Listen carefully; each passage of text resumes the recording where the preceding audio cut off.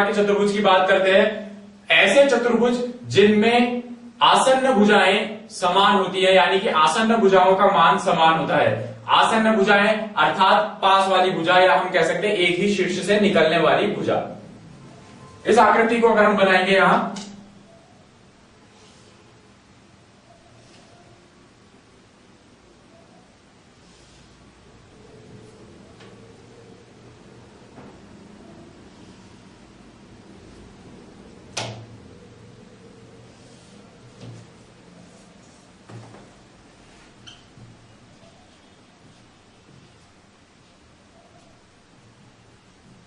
इस आकृति में देखें तो आसन्न भुजा अर्थात एक ही शीर्ष सी से निकलने वाली दो भुजाएं, ये दोनों एक दूसरे के बराबर हैं, और शीर्ष ए से निकलने वाली दो भुजाएं जो पास पास में, ये दोनों एक दूसरे से बराबर हैं, तो ये एक पतंग की आकृति होगी।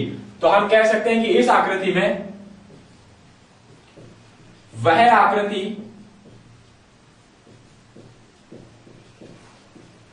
जिसमें, या हम कह सकते हैं वह चतुर्भुज, इस आकृति के साथ साथ हम कह सकते हैं कि ये जो आकृति होगी बिल्कुल चतुर्भुज की आकृति होगी, इसलिए हम कह सकते हैं वह चतुर्भुज जिसमें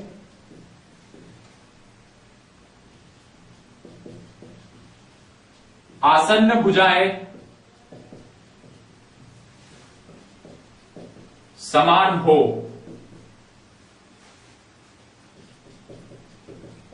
पतंग की आकृति कहलाती है। वह चतुर्भुज जिसमें आसन्न भुजाएं समान हो, तो उस आकृति को हम पतंग की आकृति कहेंगे।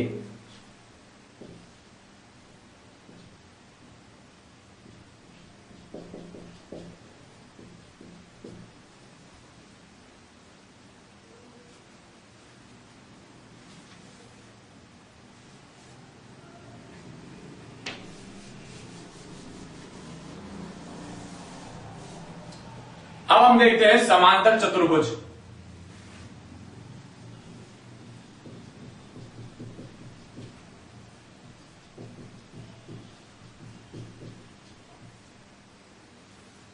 समांतर चतुर्भुज वह चतुर्भुज है जिसमें सम्मुख भुजाएं समांतर हों, अर्थात अभी हमने समलंब में देखा केवल एक युग्म समांतर है, लेकिन इसमें जितनी भी सम्मुख भुजाएं हैं यानी कि दोनों युग्म समांतर रेखाओं का युग्म होना चाहिए।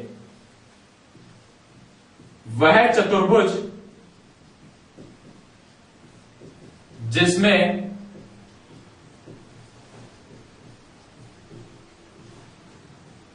सम्मुख भुजाएं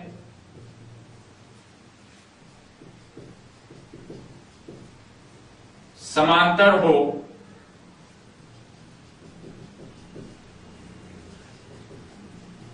समांतर चतुर्भुज कहलाता है। यानी कि अगर हम इसकी आकृति को बनाएं,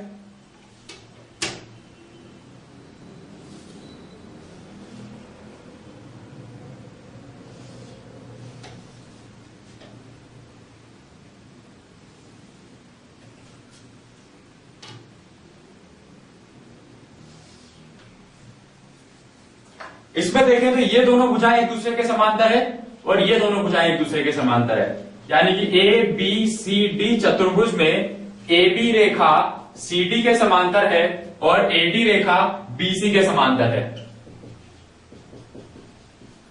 यानी यहां पर समांतर रेखाओं के दो युग्म है। समलंब चतुर्भुज में समांतर रेखाओं का एक युग्म था, समांतर चतुर्भुज में समांतर रेखाओं के दो युग्म है। ये दोनों समांतर चतुर्भुज के गुण है कि दोनों ही रेखाएं आमने सामने की जो है वो समांतर होनी चाहिए। इसी तरीके का हम एक और चतुर्भुज देख सकते हैं, इस आकृति को हम आयत भी कहते हैं।